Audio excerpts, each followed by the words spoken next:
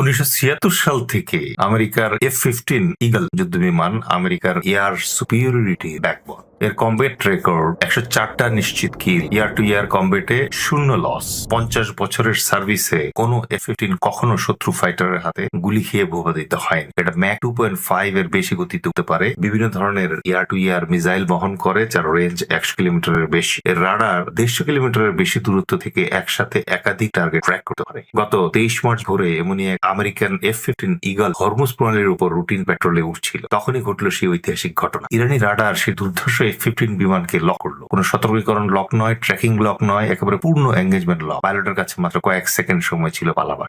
সে তীব্রভাবে ব্যাংক করলো, উচ্চতা কমালো এবং সর্বোচ্চ গতিতে ইরানের আকাশ সীমা থেকে পিছু হটলো। এটা নাকি গত 2 সপ্তাহে তৃতীয়বারের মতো এমন ঘটনা ঘটলো, যেখানে ইরানি এয়ার ডিফেন্স হরমুজ করিডোরে আমেরিকান বিমানকে চ্যালেঞ্জ করলো। প্রথম 2 বার কোনো রিপোর্ট হয়নি, কিন্তু এবার ইরানিরা নিজেরাই এই ঘটনাটা প্রকাশ্যে এনেছে। পেন্টাগন অবশ্য যথারীতি একে গুজব বলেই উড়িয়ে দিচ্ছে। কিন্তু সমস্যা হলো, ইন্ডিপেন্ডেন্ট কিছু সোর্স থেকে পাওয়া ফ্লাইট ট্র্যাকিং ডেটা থেকে নাকি এটা স্পষ্ট দেখা যাচ্ছে যে ঠিক ওই সময়ে ওই এলাকায় একটা ইউএস মিলিটারি বিমান হঠাৎ উচ্চতা কমিয়েছে এবং কোর্স পরিবর্তন করেছে। এটা স্বাভাবিক পেট্রোল আচরণ নয়, এটা এভেসিভ ম্যানুভারিং। এখন প্রশ্ন হলো, ইরান এই রাডার পেল কোথায়? যে রাডার সিস্টেমটা দিয়ে F-15 কে লক করা হয়েছে তাকে তো মোটেই ইরানি প্রযুক্তির রাডার নয়। এটা রাশিয়ান S-300 এর কম্পোনেন্ট এবং সম্ভবত নতুন বাভার 373 সিস্টেম, যা ইরান তার এয়ার ডিফেন্স নেটওয়ার্কে রিসেন্টলি ইন্টিগ্রেট করেছে।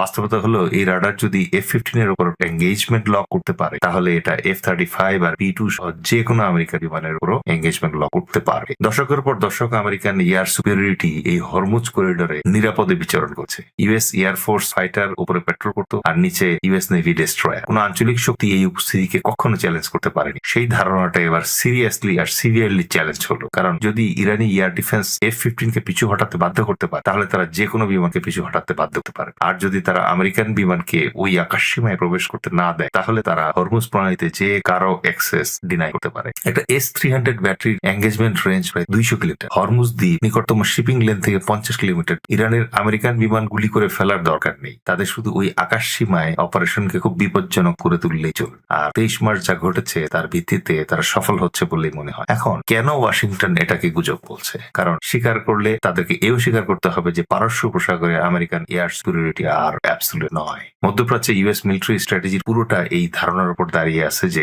আমেরিকান বিমান বিনা বাধায় যেখানে খুশি যখন খুশি অপারেট করতে পারে। যদি এই ধারণা ভুল হয়, তাহলে পুরো স্ট্র্যাটেজিক ফ্রেমওয়ার্কটাই ধসে